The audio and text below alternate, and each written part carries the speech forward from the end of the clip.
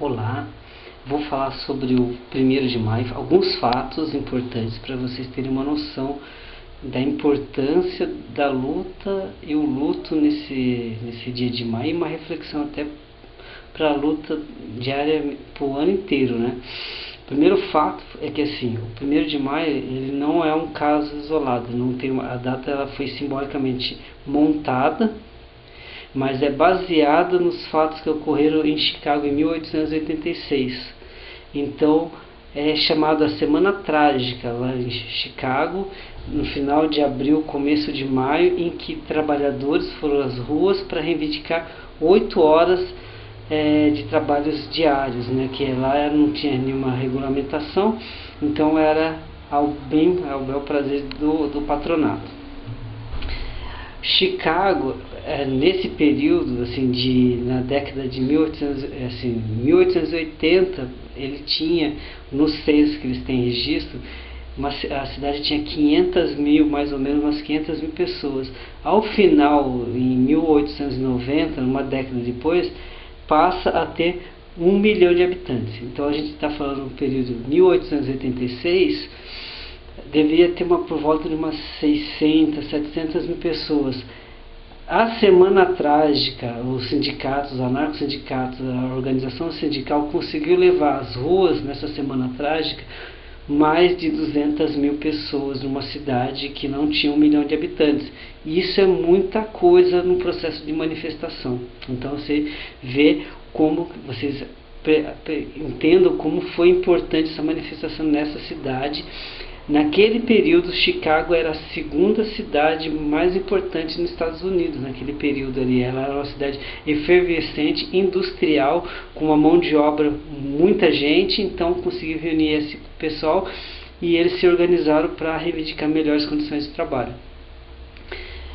Levaram então, e as organizações que fizeram isso, muitas delas tinham base de anarco-sindicalismo, e muitos trabalhadores que estavam indo para as ruas eram anarquistas e anarco-sindicalistas. Então, assim, vocês veem como que a força, a união e a organização das pessoas que trabalham é muito importante.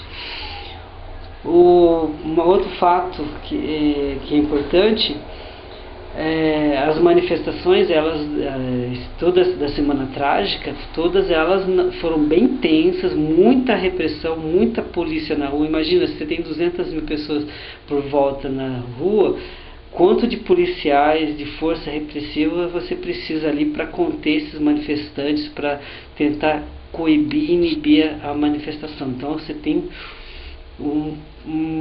tudo, os ingredientes para um problema ali, legal na manifestação. No dia 4 de maio, as manifestações se intensificaram e houve uma tentativa de dispersão. Houve uma dispersão, a polícia foi para cima dos manifestantes, abriu fogo e começou a acertar as pessoas aleatoriamente. Centenas de pessoas saíram feridas, várias foram mortas, mas o detalhe que ocorreu aí, que foi o agravante de tudo isso, é que houve a explosão, jogaram uma bomba e explodiu na polícia. Então vários policiais morreram, e isso é que desencadeou um julgamento e levou 8 manifestantes, aí é o outro fato importante, 8 pessoas da manifestação, não necessariamente envolvidas com a bomba, foram